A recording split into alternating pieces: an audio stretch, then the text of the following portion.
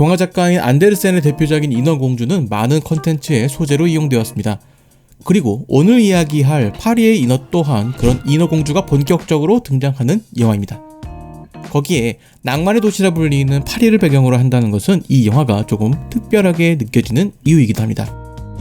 이 영화의 설정은 인어의 노래를 들은 남자들이 그녀를 사랑하게 되는데 그들의 심장박동이 비정상적으로 올라가 사망을 한다는 것입니다. 그런데 남자 주인공인 가스파르는 사랑은 없다고 믿는 인물이고 그러한 이유로 그녀의 노래를 듣고도 아무런 반응이 없다는 것이죠. 그리하여 영화는 당신이 나를 사랑하지 않아서 기뻐요 라는 대사가 납득이 되는 이야기가 펼쳐집니다. 영화의 초반에는 악역이라고 생각했던 인물이 예상하지 못했던 부분에 도움을 주기도 하면서 조력자가 되는 듯한 모습을 보여줍니다. 그리고 다른 곳에서 새로운 인물이 등장합니다. 그리고 그 새롭게 주목되는 인물이 악역의 역할을 하고 있죠. 사실 말이 악역이지 다른 영화에 비하면 상당히 순한 인물이지 않을까 싶습니다. 그 정도로 영화는 상당히 순수한 감성을 잘 가지고 있다고 생각합니다. 그렇기에 영화의 장점은 동화 같은 분위기라는 것입니다.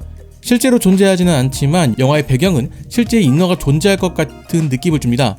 어떤 분들은 프랑스의 대표적인 영화 감독인 미셸 공드리의 영화를 보는 것 같다는 느낌을 받으실 수 있을 것이라 생각합니다. 파리를 배경으로 하는 영화에서 등장하는 비주얼이 비슷하게 등장하고 영화의 클라이막스에서는 에펠탑의 모습도 등장하니 여행을 하는 듯한 대리만족도 느끼실 수 있을 겁니다. 제가 영화를 관람한 당일에 반도를 보고 파리의 인어를 관람을 했었는데 반도를 보고 오염된 마음이 정화되는 듯한 느낌이 들었습니다. 막상 영화를 보면 그리 특별할 것이 없는 영화라는 생각이 들 것입니다. 인어에 대한 표현도 과거의 설정을 그대로 따르고 있으며 인어에 대한 특별한 사건도 존재하지 않습니다. 거기에 프랑스 영화 특유의 유머들을 잘 섞어서 지루하지 않게 느껴집니다. 새로움보다는 익숙한 소재를 잘 그려내었다고 볼 수 있는 것이죠.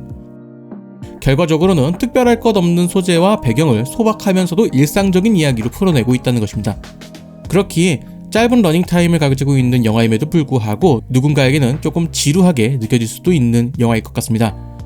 어쩌면 이러한 방식이 프랑스 영화가 가지는 특징이라 볼 수도 있습니다. 이전에 개봉했던 카페 베르포크 또한 조금 독특할 수 있는 소재를 일상적인 이야기로 풀어내어 감정적인 공감과 어린 시절로 돌아간 듯한 판타지에 빠지도록 유도했습니다. 개인적으로는 이런 영화가 소소한 힐링을 주는 것 같아서 보는 내내 기분이 좋았습니다. 영화에서 가장 중요한 것을 꼽자면 저는 인어를 연기한 마릴린 리마라는 배우의 몫이 가장 크다고 생각합니다. 북중 인어 캐릭터와 상당히 잘 어울리는 모습을 가지고 있는 것과 더불어서 성격을 표현하는 표정 연기에도 상당히 좋았습니다. 마치 이런 인어가 정말로 있을 것 같은 기분이 들었는데 거기에 다른 캐릭터들의 개성과 배우들의 표현도 상당히 좋았습니다. 정말 동화 같은 영화를 할 수 있을 겁니다. 적어도 영화를 보고 나오면서 기분 좋은 마음으로 나올 수 있을 것이라 생각합니다. 프랑스 영화를 좋아하시는 분들에게는 당연히 좋은 선택이 될 것이라 생각합니다. 더불어 소박하고 동화 같은 이야기를 좋아하는 분들에게도 좋은 선택이 될 것이라 생각합니다.